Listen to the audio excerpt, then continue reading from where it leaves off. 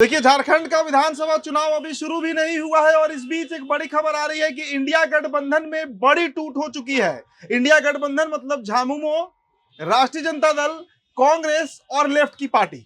तेजस्वी प्रसाद यादव ने सख्त हिदायत दे दिया है कि अगर सोमवार सुबह यानी कल सुबह तक हेमंत सोरेन स्पष्टीकरण नहीं देते हैं और हमें मन मुताबिक सीटें नहीं देते हैं तो 20 विधानसभा सीटों पर कल ही आरजेडी अपने प्रत्याशियों के नाम का ऐलान करने जा रही है। और ये प्रत्याशी जो होंगे वो इंडिया गठबंधन नहीं बल्कि सिर्फ राजद की तरफ से चुनाव लड़ेंगे। तो ये एक बड़ा परिवर्तन जो है वो झारखंड में देखने को मिल रहा है। देखिए, 2 चरणों में मतदान होना है, 13 नवंबर और 20 नवंबर। 23 नवंबर को मतगणना होनी है। देश के 2 राज्यों में चुनाव है जिसमें झारखंड भी एक स्टेट है। और जिस तरीके से अलायंस बना था, झामुमो कह लीजिए, झारखंड मुक्ति मोर्चा, कांग्रेस, आरजेडी और लेफ्ट दलों का, उसके बाद ये गठबंधन मजबूत लग रहा था। लेकिन आज जिस परिस्थिति में इंडिया गठबंधन वहां पे आ चुकी है और इसकी शुरुआत हेमंत सोरेन ने ही किया। तेजस्वी प्रसाद यादव वहां पर बीते 48 घंटों से हैं। हेमंत सोरेन से कल मुलाकात भी किए लेकिन सीट शेयरिंग पर कोई बात नहीं हुई। हेमंत सोरेन ने अपने मन से प्रेस कॉन्फ्रेंस करके यह ऐलान कर दिया कि 70 सीटों पर कांग्रेस और झामुमो यानी झारखंड मुक्ति मोर्चा चुनाव लड़ेगी। बचे हुए जो 11 सीट हैं उसमें तेजस्वी प्रसाद यादव की पार्टी आरजेडी और वाम दलों के बीच सीट बंटवारा होगा। और इसके बाद से ही तल्खी देखने को मिल रही है। दरअसल तेजस्वी प्रसाद यादव जो है वो पहुंचे थे इस पे चर्चा करने के लिए कि कितनी सीटें हमें मिलेंगी। आरजेडी को ये उम्मीद थी कि उन्हें इस बार 15 से 20 सीटों के बीच उनका शेयर हो सकता है, क्योंकि पिछले विधानसभा चुनाव यानी 2019 में जो विधानसभा चुनाव हुआ था झारखंड में, उस दरमियान 7 सीटों पर आरजेडी चुनाव लड़ी थी। हालांकि जीत एक ही पाई थी, लेकिन इस बार एक बड़ा उम्मीद था आरजेडी को।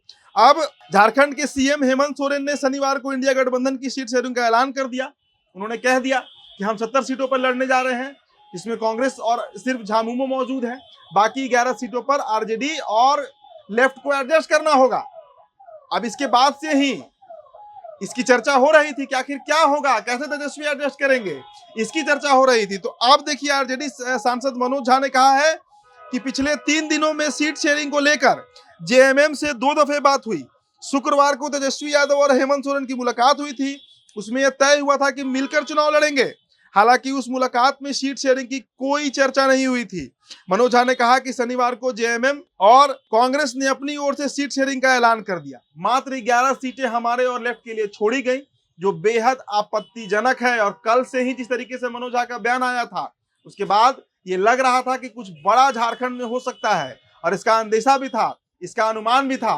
तो इंडिया गठबंधन टूट के कगार पर है।